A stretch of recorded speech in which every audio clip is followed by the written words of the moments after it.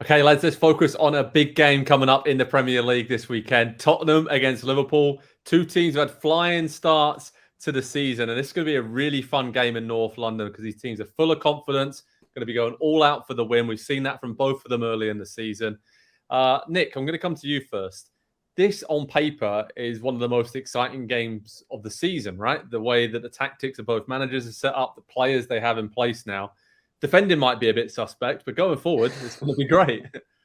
Yeah, I like everything about this game coming up. There was a part of me when I was doing our predictions for NBC Sports Soccer, I was thinking to myself, this is going to be the Arsenal Spurs game just without the rivalry. And there still is rivalry, obviously, with these teams having met in the Champions League final not too long ago, at least for the fan bases. So everything about this game says, sign me up. And what a smorgasbord this day of football is going to be.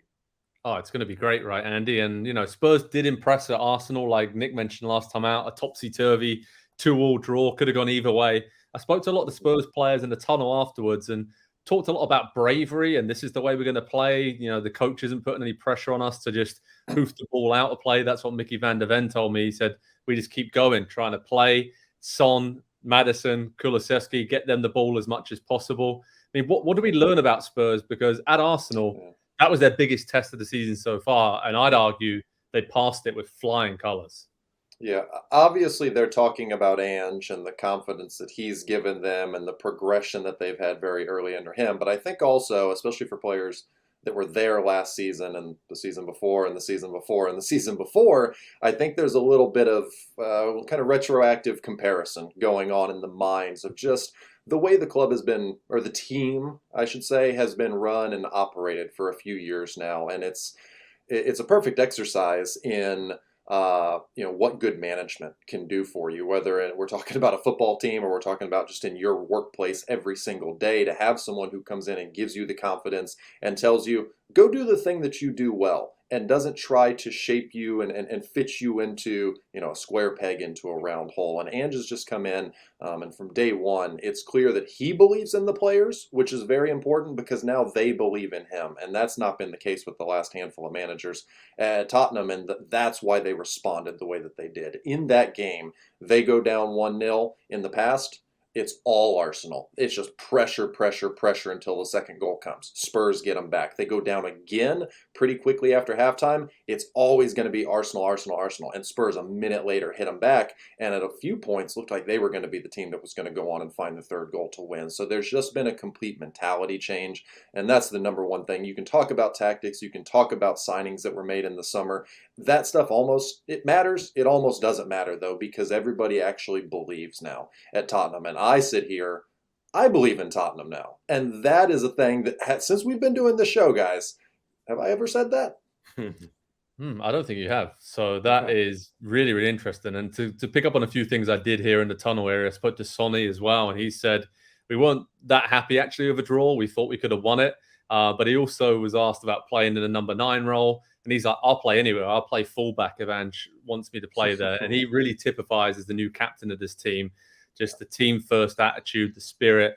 And again, Mickey van der Ven said that Postecoglou is like a dad to us. We're like brothers out there. And you can see them fighting and scrapping for everything. And it's really exciting at times at Tottenham. And, not going to mention Harry Kane, but without him there, it was a real big question mark about how this was going to go. And it's been handled seamlessly, not only by Postecoglou, but by the players as well. So hats off to them for dealing with that difficult situation and almost just having a fresh start and just saying, you know what, the slate is wiped clean. Let's go and become something different. Nick, talking about something different, Liverpool showing defensive cracks, but going forward, they've been sublime. I mean, they just blew away West Ham the second half last weekend, and feels like there's going to be a lot of 3-1s to Liverpool to come this season. They might concede a couple, but it's almost like a mixture of the ultra high intensity, pressing that we saw under Klopp in his early days and what we saw in the last few years, the dominant machine that would grind teams out. We're kind of seeing like a mixture and a new philosophy, right, with Liverpool. So what have you made of them so far, and what do you expect from them going into this game against Tottenham?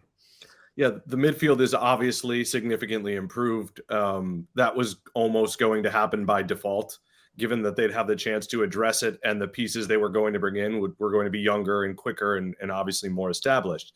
I will say, though, and now that Liverpool fans want this man intruding on their conversation, they've been colored a little bit by what happened with Holland, because I think Darwin Núñez came in last year and was very dangerous. He was around the dangerous areas, but he didn't finish, first of all, prolifically. If you remember, after the Community Shield last season, there were Liverpool fans saying, we got the better of the signings, blah, blah, blah. And I just think he has been expected to be Champions League caliber, and he's getting there. Like, he looks very dangerous, and now he's finishing, and that acrobatic is at times he looks like the South American Zlatan. I mean, he's freakishly athletic, and he thinks the game well. And when you have someone like Salah, who still drives that bus, he is still their attack. He is their team. He is elite. I would argue that we are looking at a bunch of guys who came over last year too, and have a year under their belts. And fortunately, Szoboszlai has been like a duck to water, right? So that helps a lot. But I just think this team has added experience within the system as well, so that when Klopp makes a tweak, it is an alien. These guys know mostly what he wants. Yeah, the balance is still midfield. They're better. They got better quality players, but I feel like as a unit, they're still figuring it out from a defensive standpoint to give them some cover. So we saw West Ham last time out in the league, getting a lot of balls forward wide early, crosses into the box, causing Liverpool problems. So just wonder if Tottenham can kind of replicate that the way that we saw them play at Arsenal last time out. One thing I want to point out, lads, before I ask you a prediction, Liverpool got midweek League Cup action. Tottenham do not. So this is another situation where they had more time to prepare against Arsenal. They looked like a well-drilled team that believed and knew exactly what they were going to do. And I think that will benefit them this season. We talk about that a little bit and kind of brush it to one side, but I think we saw that against Arsenal. We could see it against Liverpool. Just having those extra few days on the training ground together as a unit, can underestimate that this season for Tottenham Hotspur. Andy, coming to you, score prediction, mate? Yeah. I agree with what you just said there, Joe, and the fact that it's a new manager with a new system to come in, and you can tell they've picked up a lot of pieces of it, but there's still a ways to go. And so the fact they get that almost every single week this season when some of the bigger clubs that they maybe shouldn't be beating at this point during the Ange era, they get something out of this game. I'm going to say another 2-2, and it's going to be like everything you guys have both said. It's going to be wildly entertaining, probably a little too open for both managers' liking, but that's perfect for us. Nick? Yeah, I say 2-2 as well, but since Andy said it, I'll say 1-1, but that's because I think you have the best goalkeeper in the world and a guy who looks like he wants to be in the discussion as well in Vicario, so or Guglielmo, as we say. I really like the idea of not having to pick a winner here. So I'm going to go 1-1 then. Yeah, I am going to go for a 3-2 win to Tottenham. I think that they have enough attacking talent to really get at this Liverpool team and really test them more than they've been tested so far this season. And I just think there's a belief and a confidence and those extra few days working on the training ground about Spurs where I think they can get the edge over Liverpool. But we'll wait and see what happens. So head over to Pro Soccer Talk on NBCSports.com to find out all the latest how to watch information, team news, updates, analysis, video highlights, and much more from a huge game in North London. Tottenham against Liverpool. Both teams have started the season brilliantly. All-out attack. This promises goals and drama galore. Let's see if it lives up to the hype. Hi there, I'm Rebecca Lowe, studio host for NBC's coverage of the Premier League. Don't forget to hit subscribe to watch more videos all season long. And for even more Premier League content, from original series to live matches, head over to Peacock. And be sure to tune in for Premier League mornings every weekend on USA Network and on Peacock. We will see you there.